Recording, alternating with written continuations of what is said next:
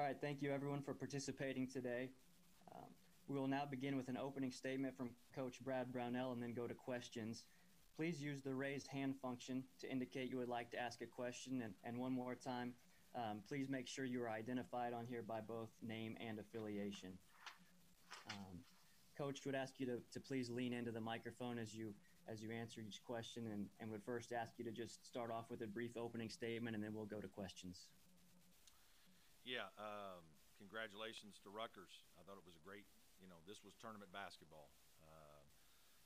Their kids played extremely hard. I thought our guys did as well. Both teams very physical and aggressive defensively. The defense was better than the offense on both ends.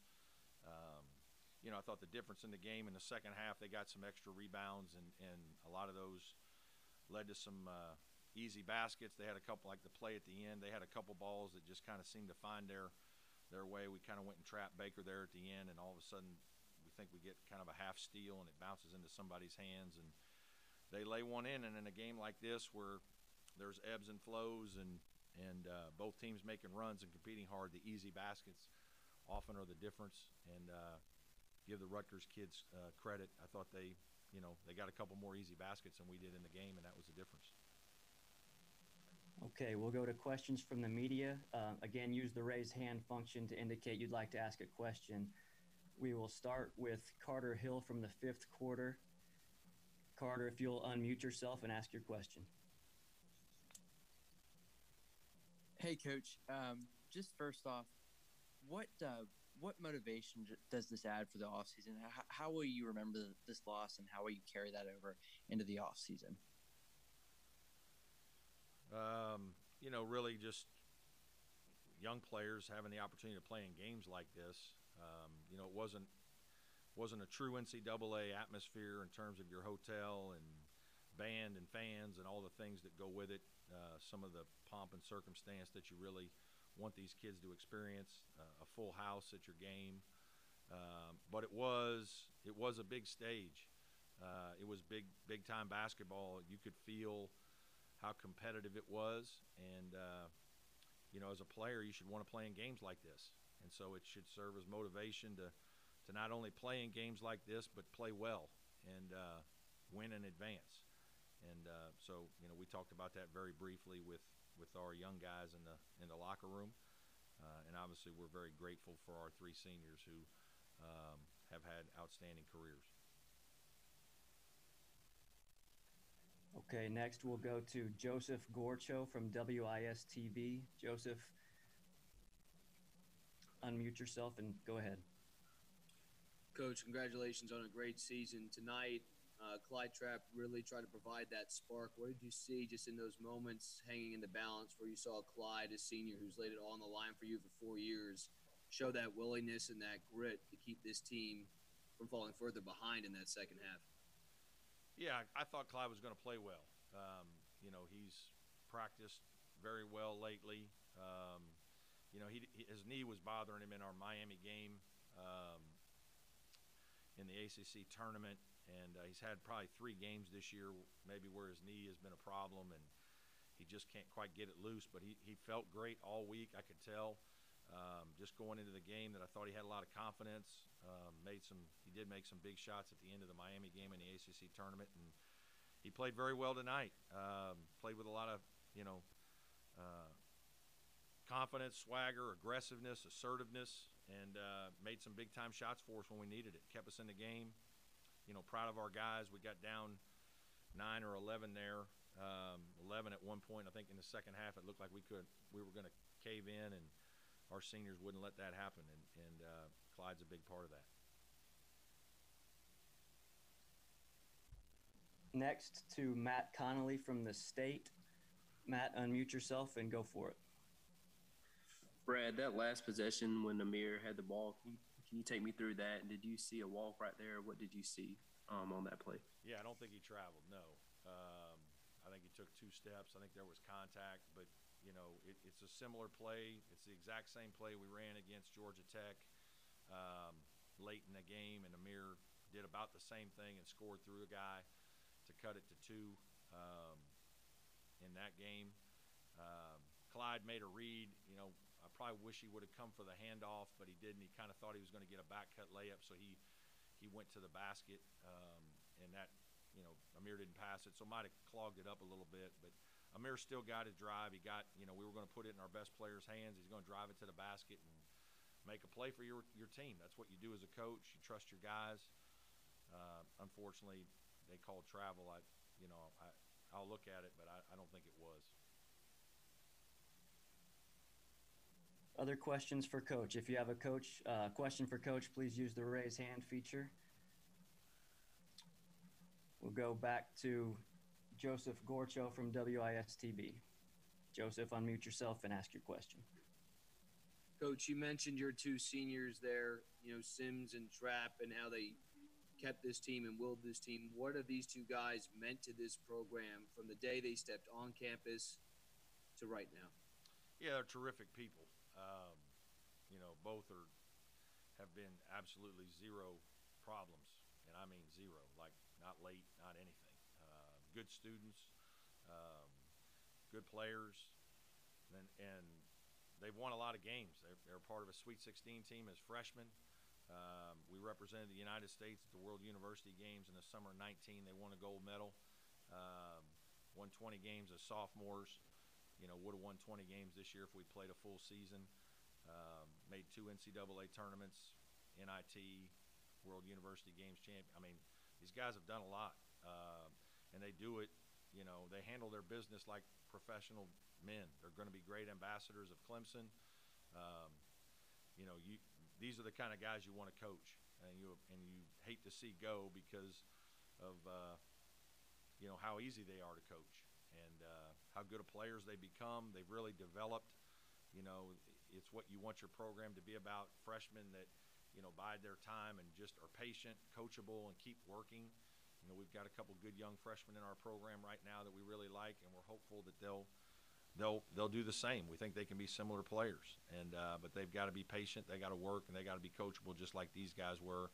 And then you trust in your process, and you develop into a really good player. Okay, next question from David Hood with TigerNet. David, unmute yourself and ask your question.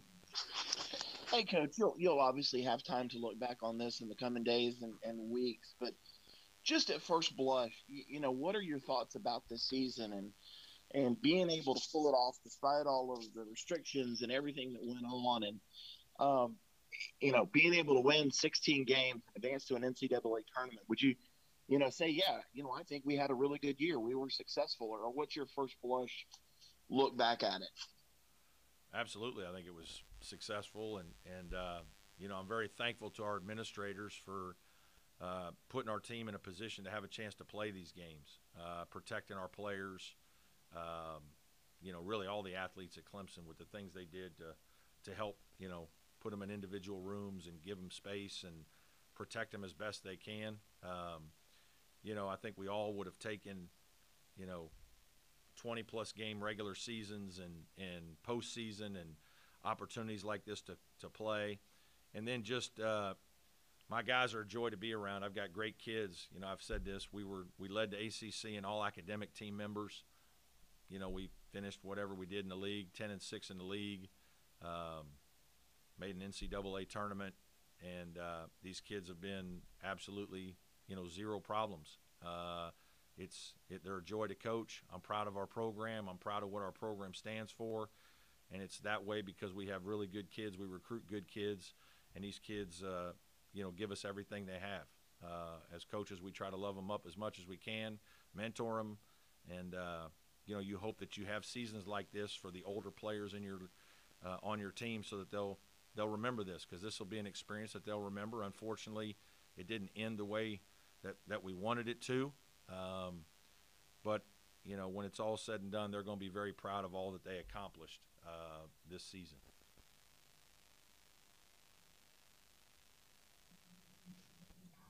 Next to Josh Needleman with the Charleston Post and Courier. Josh, unmute yourself and you can ask your question.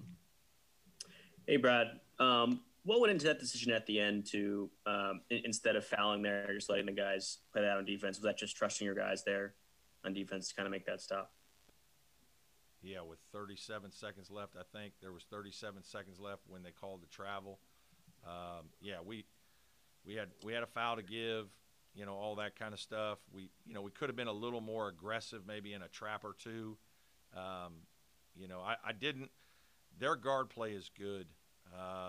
Their size was a factor in the game. I think, in the open court, their players are even better. And so I was very hesitant about opening the court in that situation and giving up a dunk. We chose, there's plenty of time left to still get a stop and transition back at them in the open court and make a play. They were going to use clock and have Geo Baker go, 1-4 flat against us late in the clock. And so we decided, let's disrupt in the half court. So we came and ran at him, and I'm anxious to watch the play. It looked like we got a chance to got a deflection on it. It got through and somehow bounced to their guy, and they laid it in and ended up being the difference. But I didn't want to press. I didn't want to, open the court up. We did think that we needed to come after Geo Baker there at the end, but, it didn't work. Our next question to Larry Williams with Tigers Illustrated. Larry, if you can unmute yourself and ask your question.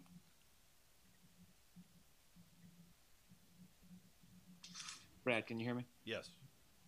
I was just wondering if you could elaborate on those defensive possessions that you couldn't close out. You mentioned that it seemed like the ball sort of bounced their way. Was it just purely that in your mind? No, I'm sure it's not all that. This is a big, strong, physical team. These guys are big. They're athletic. They play really hard.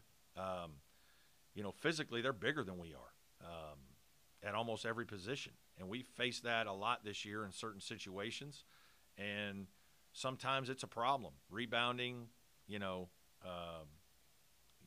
it's loose balls, whatever you want to call it. Like, we had some opportunities. We probably missed at least 2 opportunities, maybe 3 opportunities to take charges that we normally do that could have erased a basket. Really disappointed a couple guys that I thought had positions to do that. I'm sure their kids out-hustled us to a ball or two. But the other thing is, you're also part of what you're doing defensively is your spread. They've got you spread out, and they're such good one-on-one players that you have to put a man and a half in every gap. And so now you're not standing right next to the guy that you're blocking out. You're 15 feet away from that guy. And if you want to go stand next to your guy, then they're Geo Baker and Young are going to just go live in the lane and play over top of our little guards. And so because we have to get up in those gaps to help, we have longer blockouts. We have more challenging situations because their guys are going to get a little bit more of a running start occasionally. And so I'm sure when I look at the film, there'll be 2 or 3 times when guarding those guys off driving penetration and being in a gap was part of what was difficult about blocking them out because we're not standing right next to them. If that makes sense. All right, Coach Brownell, thank you very much for your time today. We'll let you get back to the locker room. Yeah, thank you, guys. For the media members on here, we'll be joined momentarily by Clyde Trapp. Please use this time to raise or lower your hand as necessary, and we'll take questions for Clyde Trapp when he comes on.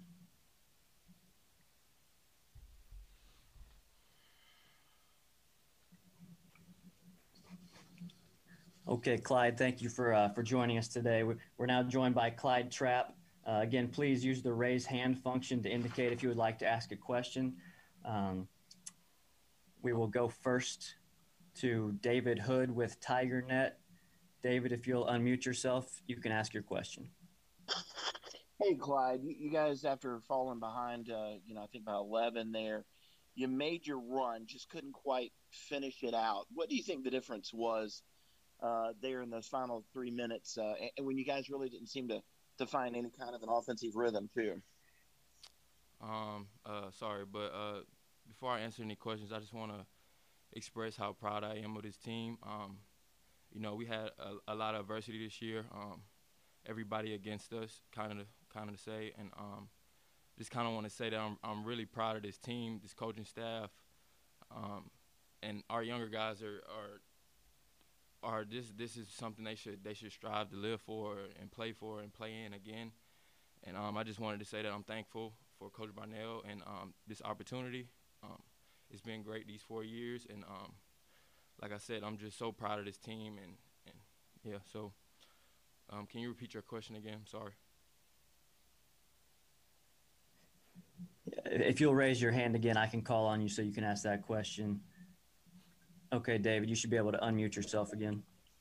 Yeah, Clyde, you guys made such a strong run to get back in the game there in the second half after falling down.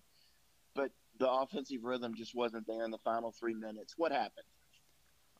Just give credit to Rutgers. They're a gritty team just like us. I think they did a lot of things to disrupt us, and at the end of the day, they hustled more than we did tonight. They got to the loose balls, and like I said, they just hustled a little bit more. One or two 50-50 balls would have went our way. The game would have been totally different, I believe. Okay, we'll go to Lou Bezak from the state. Lou, if you'll unmute yourself and ask your question. Clyde, what are you going to take from your 4 years? What remember the most and the impact? What's Clemson basketball meant to you these last 4 years? It's been great. I think a lot of programs around the country they focus mainly on basketball, and throughout my recruitment process, I knew that I wanted to go to a school that was going to develop me as a basketball player, but also a man. And I think Coach Barnell and his approach to everyday life, I think has helped me and all the other seniors, me, Amir, and JB. I think we're not only leaving as better basketball players, but we're leaving as better men. And I think that's what Clemson basketball is. We have great players, but we're also developing like men too. So yeah, that's really the biggest thing I'm gonna take away is from Clemson. Our next question comes from Joseph Gorcho with WIS-TV. Joseph, if you'll unmute yourself and ask your question. Clyde, congrats on a great season. I know it's not what you wanted tonight in terms of the outcome, but what do you think you proved to people who may have never seen you play before on this stage to do what you did in that stretch, to score 11 points, I believe, in a row for your team, to keep the Tigers in at that point and keep them in the lead? What did you prove to yourself in those moments, and what do you think you showed people at home watching you play for the first time? I just think, my teammates just set me up for greatness. I think every time out that we came in, everybody just kept telling me to stay confident and stay ready. And I think throughout practices, throughout the whole year, I think I've showed flashes of being able to control a game. And just so happened today that I controlled the game for a short period of time there. And I think that just showed, like I said, shout out. And then Coach Barnell, too, called a couple plays for me down there in the stretch. And like I said, everybody just set me up for success right there. And I appreciate them for that. Our next question from Carter Hill with the fifth quarter. Carter, you can unmute yourself. Hey, Clyde. Congrats on a great season again. I know you're a senior, but for anyone doubting Clemson basketball going forward, what would your message be to them? Yeah, this loss right here, don't take it the wrong way, but this loss takes nothing away from our season. Like I said at the beginning, we've had so much adversity. We had a COVID pause there where we kind of lost our way, and I think the guys and Coach Barnell and the coaching staff, I think we did a great job of fighting back and finishing strong in the league. And like I said, I don't think people understand how hard it is to win these games. My 4 years here, I think, is prepared me to know how to win these games, and also it's taught me how to lose these games. So I want the people considering Clemson basketball in this program to know that we're on the up and up. It's proven. We've won these tough games. We've beaten the top of the top, these 4 seeds, 3 seeds, whatever. Like it's Clemson basketball isn't the bottom of the ACC, and we've been trying to fight for that respect all 4 years that I've been here. So. Our next question comes from Matt Connolly with the State. Matt, if you can unmute yourself. And I know you said you guys are on the up. Just who are some players to look out for next year, and how do you feel? I know you won't be a part of it, but how do you feel about the team that's coming back? I mean, everybody you see on our roster, literally it can go for 10, 15 points in a matter of 10 minutes. So everybody on our roster is proven. with hard work, I think everybody on this team can be key contributors to this team next year. And I have all confidence in the coaching staff and Coach Barnell that they'll get these guys to where they need to be the next time you see us. So, if there are any further questions for Clyde, please use the raised hand function.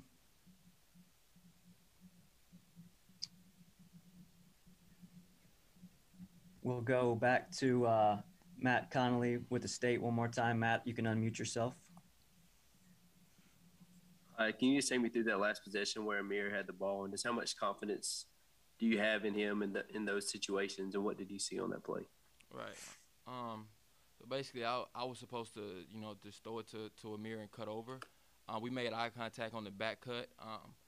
I have all confidence in the world in Amir. He's made that play so many times, and it's proven in Miami, Georgia Tech, Florida State. He made a late bucket off that play.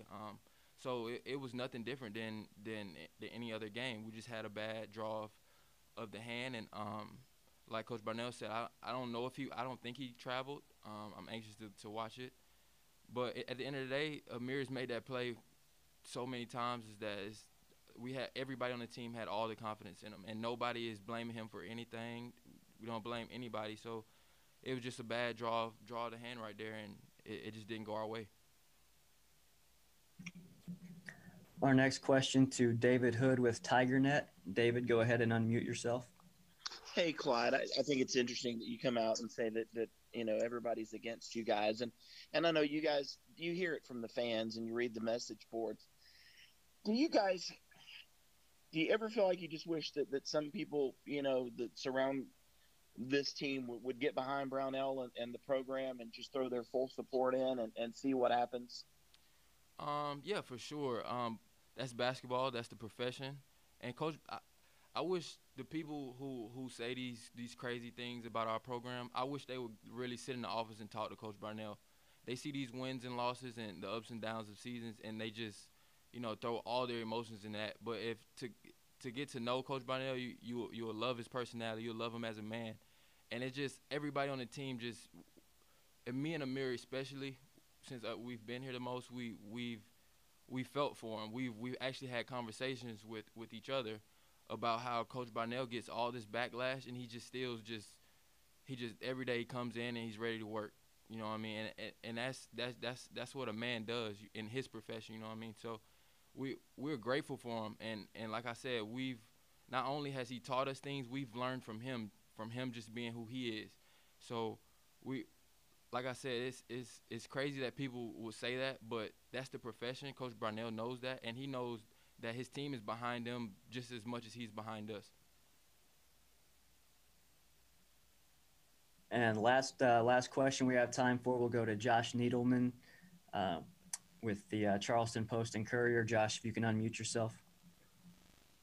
Clyde, on that last point, have you ever talked to Coach Barnell about that directly? And if people were to sit down in those meetings and see his personality, what would they learn about him? I haven't talked to Coach Barnell directly about it, but I know that he feels because coaches are human too. You know what I mean? So just like we read things on Twitter, Coach Barnell can read things on Twitter. You know what I mean? So I know that he's seen it, and he knows that we know he sees it, and the best thing for us to do is just be there and let him know that we support him just as much as he supports us. And if people were to sit there and talk to Coach Barnell, they will figure out that he's human. Like he's a great man. He wants the best for every single player on the team, from the star player to the walk-ons on the team. Like, he holds everybody to the same standard and doesn't expect anything under that standard. And I think that's a quality in a person that everybody should strive to have. So, Clyde, thank you so much for your time today. We'll let you get back to the locker room. Thank you. Thank you, everyone, for joining us here. That's it for this post-game news conference. A transcript will be provided by ASAP Sports and posted along with the recording of this press conference in the NCAA Digital Media Hub at www.ncaa.verit1.com. Thank you again for joining us.